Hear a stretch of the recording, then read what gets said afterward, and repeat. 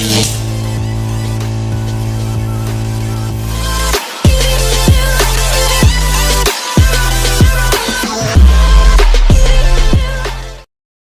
diawali dengan memperlihatkan dua orang backpacker yang sedang terjebak di sebuah rumah.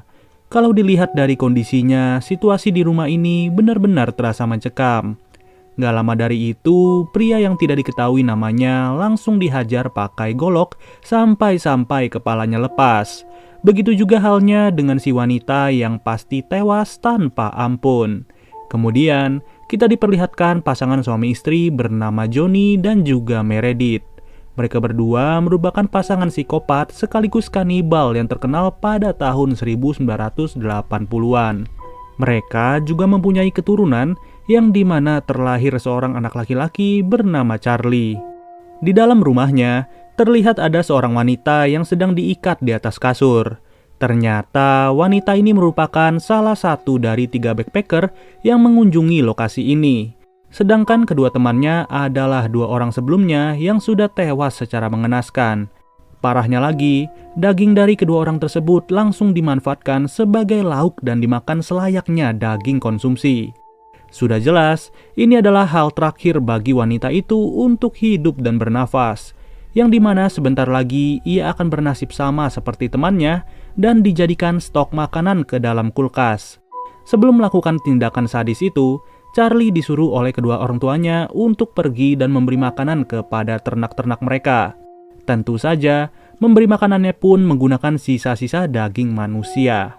Beberapa saat setelahnya, Johnny dan Meredith menyadari ada kedatangan orang-orang di depan rumah mereka. Saat itu juga, Johnny langsung mengambil senjata dan benar saja ada banyak orang yang datang ke tempat itu.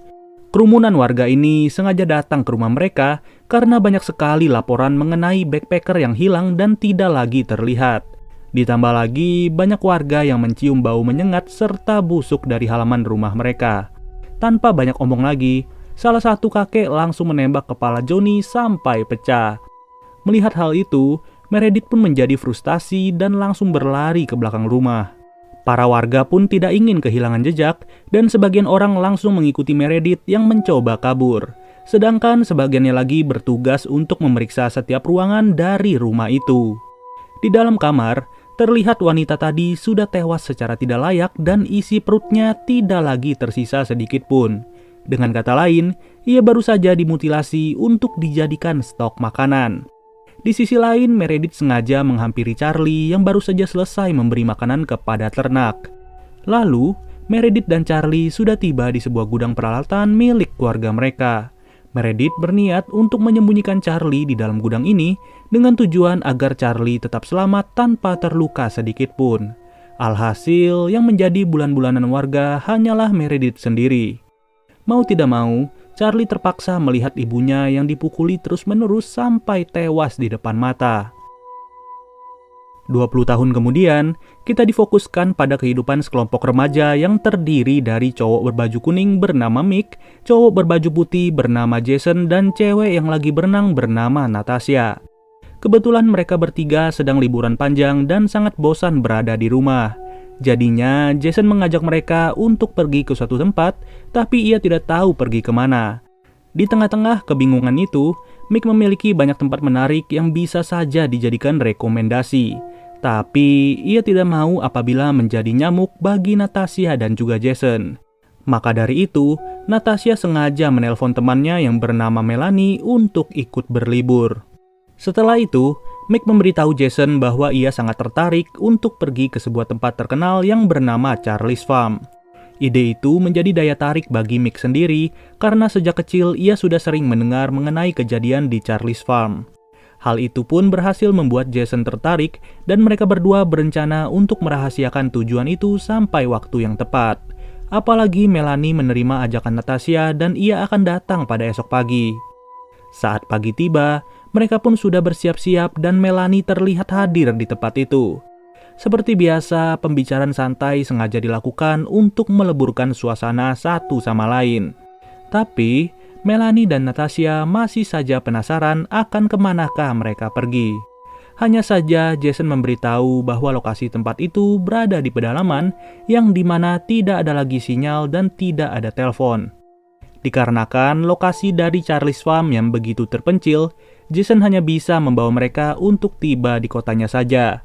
Itu pun ia lakukan dengan menebak-nebak sambil bertanya kepada orang setempat. Kemudian, mereka pun berhenti di sebuah kafe untuk beristirahat sebentar saja. Di dalam kafe itu, Mick sengaja bertanya kepada orang-orang mengenai lokasi dari Charlie's Farm. Sampai pada akhirnya, ia bertanya kepada seorang kakek-kakek yang bernama Blue. Kakek itu berkata bahwa ia sempat tinggal di sekitar Charlie's Farm dan menjadi saksi dari keberlangsungan tempat itu. Ia juga menyarankan Mick jangan coba-coba pergi ke sana, apalagi untuk liburan. Di malam harinya, mereka berempat sengaja membangun tenda di tengah hutan sebagai tempat peristirahatan. Agar Melanie dan Natasha tidak bertanya-tanya lagi, Mick pun memberitahu bahwa mereka akan pergi ke Charlie's Farm, yang dimana tempat itu sangat berbahaya bagi backpacker, bahkan sangat terkenal pada tahun 80-an. Dari sini, Natasha bertanya kenapa tempat itu tidak dibasmi oleh polisi. Seketika itu juga, Mick menjawab bahwa polisi saja tidak mau lagi mengganggu tempat itu. Pada pagi hari, mereka pun sudah terbangun dan menyiapkan diri untuk bergegas pergi. Perjalanan kembali dilanjutkan dengan arahan dari Tony yang merupakan juara tinju dunia dan kerabat dekat dari Natasha. Saat itu juga, Tony berkata bahwa seharusnya mereka tidak pergi ke sana, karena tempat itu benar-benar terpencil dan juga tidak terjangkau. Dengan jangkauan sinyal yang mulai hilang-hilangan, Jason langsung bertanya kepada Tony mengenai arah jalan menuju Charlie's Farm. Pada awalnya, Tony tidak ingin memberitahu lokasinya, tapi Jason memaksa dan berkata bahwa semua akan baik-baik saja. Di sisi lain, Natasha berkata bahwa Tony merupakan anak motor yang sangat mengetahui lokasi-lokasi terpencil. Setelah Jason berhasil mendapatkan arahan dari Tony, mereka pun pada akhirnya sudah tiba di gerbang Charlie's Farm. Hanya saja, mobil tidak akan mungkin bisa masuk karena pintu gerbang itu sudah digembok dari berbagai sisi. Lalu, mereka pun memutuskan untuk memanjat pagar dan berjalan kaki sambil menyusuri lokasi ini. Awalnya gua kira dari pagar itu bakal langsung ketemu Charlie's Farm.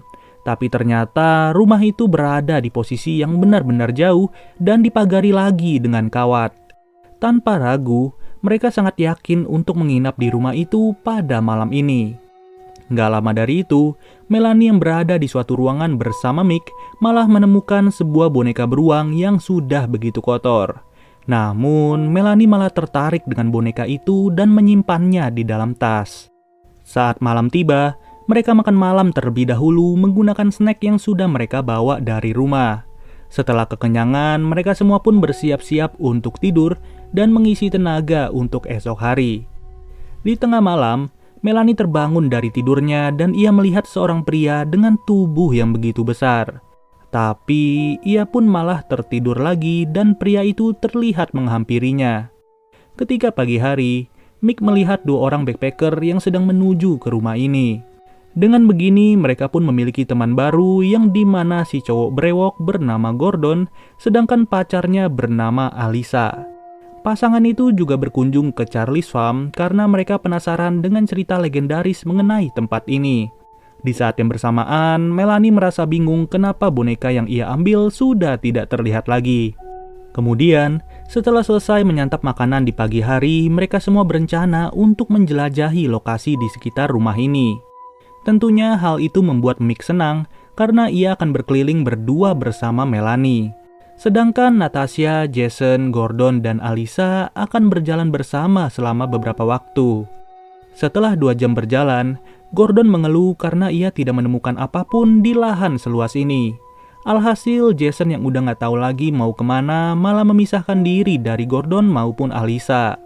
Berbeda halnya dengan Mick dan juga Melanie yang menemukan sebuah lubang berbau busuk. Tapi mereka tidak peduli dengan lubang itu dan melanjutkan perjalanan sesuai rencana. Beberapa menit kemudian, mereka berdua tiba di sebuah danau yang berada di tengah hutan. Mick yang berotak mesum menyadari bahwa dengan adanya danau ini akan menjadi kesempatan bagi dirinya bersama Melanie. Ia pun memutuskan untuk berenang di danau itu dan ia juga mengajak Melanie untuk berenang tanpa busana. Tony yang berada di rumah bersama istrinya merasa khawatir dengan keberadaan Natasha dan juga kawan-kawan. Ia pun memutuskan untuk mencari mereka semua dan bepergian ke Charlie's Farm pada hari ini. Di saat yang bersamaan, Gordon dan Alyssa menemukan sebuah tempat yang terlihat seperti gudang. Bahkan tempat itu juga sudah digembok yang tentunya mempunyai maksud tersendiri. Di sisi lain, Jason dan Natasha menemukan sebuah rumah yang tidak tahu punya siapa. Di dalam ladang yang sebegini luas, Jason pun nekat untuk masuk ke rumah itu. Kembali lagi ke Gordon dan Alyssa yang mengitari tempat tersebut, menemukan sebuah kapak yang menarik perhatian Gordon. Saat itu juga, Gordon bersama Alyssa langsung masuk tanpa ragu dengan rasa penasaran yang sangat tinggi. Di dalam ruangan itu, mereka hanya menemukan sebuah traktor dan juga tempat tidur yang terlihat baru dipakai. Penemuan kedua barang tersebut membuat rasa penasaran mereka langsung hilang dan Gordon pun memutuskan untuk pergi dari rumah itu. Namun tiba-tiba, saat ingin keluar, ia malah dihajar dengan kapak oleh seorang pria yang begitu besar. Udah dipastikan Gordon langsung tewas di tempat dan Alyssa tidak bisa lagi pergi kemana-mana. Pria berpostur besar yang terlihat mengerikan sudah dipastikan merupakan Charlie yang bersembunyi selama bertahun-tahun. Di dalam tempat ini, ia terus mencari keberadaan Alyssa dan ia pun berhasil menemukannya sedang bersembunyi. Alyssa yang mencoba untuk melawan tidak bisa lagi berbuat banyak ketika kepalanya dibenturkan ke bodi traktor. Tidak sampai di situ, Alyssa yang tidak lagi sadarkan diri malah diletakkan di atas tanah. Ternyata, Charlie berniat untuk menggilas kepala Alyssa dengan roda traktor. Bisa kalian lihat sendiri, kepala Alyssa langsung pecah tidak karuan di dalam gudang itu. Sementara itu, Mick yang udah gak tahan lagi melihat Melanie langsung mengajaknya nempel-nempel di dalam danau. Namun, Melanie langsung kehilangan fokus ketika ia melihat Charlie berada di tepi danau itu. Saat itu juga Mick tidak tahu bahwa pria tersebut adalah Charlie dan ia pun langsung menghampirinya tanpa menggunakan busana sama sekali.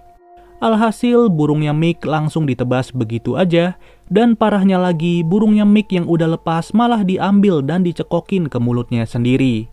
Melanie pun yang melihat hal itu langsung lari sekencang-kencangnya sambil diperhatikan oleh Charlie. Charlie yang melihat mangsa empuk di depan matanya juga bersiap diri untuk adu sprint pada saat itu. Sudah jelas Melanie gak bisa berbuat banyak lagi dan nyawanya pun terancam di tangan Charlie. Seperti yang kalian lihat, betapa sadisnya Charlie ketika ia menarik rahang Melanie sampai lepas dari engselnya. Singkat cerita, scene pun kembali memperlihatkan Natasha yang masih menunggu Jason di luar rumah. Ditambah lagi, Tony sudah sampai di Charlie's Farm dan terus mencari keberadaan Natasha. Natasha yang mulai memasuki rumah tersebut terus memanggil nama Jason yang tidak terlihat sampai sekarang. Gak lama dari itu, ada suara langkah kaki dari luar ruangan yang terdengar begitu keras. Benar saja, ternyata itu adalah Charlie yang sudah mendengar teriakan Natasha. Saat ada kesempatan kabur, mereka pun langsung mencoba untuk lari, tapi malahan mereka makin ketakutan. Saat itu juga, Tony baru masuk ke rumah itu dan ia mengira bahwa Jason sudah berada di hadapannya. Padahal, orang tersebut adalah Charlie yang sedang membawa sebuah golok di depan matanya sendiri. Ketika Tony sadar bahwa itu bukanlah Jason, ia pun menantang Charlie untuk berduel dengan tangan kosong. Secara Tony merupakan juara tinju dunia pada saat itu, dan seketika itu juga mereka langsung buy one secara jantan. Hanya saja Charlie tidak butuh banyak pukulan untuk membuat Tony tepar dalam seketika. Bahkan, Tony sudah mendapatkan bantuan dari Jason, tapi ujung-ujungnya Jason juga harus tewas di depan mata Natasha. Kini, yang tersisa hanyalah Natasha seorang diri dan ia pun berlari menghindari kejaran Charlie. Bayangin aja kalau kalian berada di posisi Natasha yang udah gak bisa kemana-mana lagi. Kemudian, Natasha terbangun di dalam sebuah kandang yang terbuat dari papan kayu. Setelah menyadari bahwa ia masih belum lolos, ia pun sesegera mungkin mencoba kabur dari tempat yang mengerikan ini. Saat ia terus berusaha untuk mencari jalan keluar, ia malah menemukan boneka beruang yang dicari-cari oleh Melanie. Tidak hanya boneka, bahkan tumpukan-tumpukan mayat juga berada di tempat itu. Sialnya, Charlie yang sudah tiba di tempat yang sama langsung menyadari bahwa Natasha tidak berada lagi di kandang kayunya. Gak perlu berlama-lama, Natasha yang melihat ada kesempatan langsung memanfaatkan situasi untuk kabur. Tapi ternyata saat Natasha sedang menaiki tangga, ia mendapatkan sebuah pertolongan dari seorang kakek-kakek. Ya, lebih tepatnya kakek ini adalah kakek yang bernama Blue ketika mereka berada di sebuah kafe. Dengan kata lain, perkataan Blue yang berkata bahwa ia pernah menjadi saksi dari keberlangsungan Charlie's Farm sudah terbukti di awal film yang memperlihatkan dirinya sedang menembak Johnny pada tahun 1980-an. Lalu, saat itu juga Natasha pun mencoba kabur bersama Blue yang tidak sengaja menemuinya. Namun naasnya, Blue harus tewas di tempat itu karena terkena lemparan golok dari Charlie. Dalam situasi seperti ini, Natasha malah ditantang oleh Charlie untuk kabur terlebih dahulu. Hebatnya, Natasha nggak mau nurutin perintah Charlie dan ia memberanikan diri untuk mengambil senjata milik si kakek. Ya, pada akhirnya Charlie pun harus terkena sebuah tembakan tepat di dadanya dan tanpa berlama-lama Natasha langsung berlari ke mobil si kakek. Akan tetapi, Natasha nggak bisa masuk ke mobil itu karena kunci mobilnya masih berada di kantong si kakek. Mau nggak mau, Natasha harus berjalan lagi ke belakang, tapi ternyata Charlie tidak tewas dan terlihat di depan Natasha. Ujung-ujungnya kali ini Natasha harus tewas dan tidak ada lagi kesempatan untuk kabur. Hal ini juga menandakan keberlangsungan Charlie untuk meneror setiap backpacker masih berlanjut sampai sekarang. Ya, pada intinya kalau kalian mau pergi liburan, carilah tempat yang benar-benar layak dan jangan pernah aneh-aneh ya. Oke deh guys, mungkin segini aja pembahasan dari film Charlie's Farm. Sampai bertemu lagi di video berikutnya.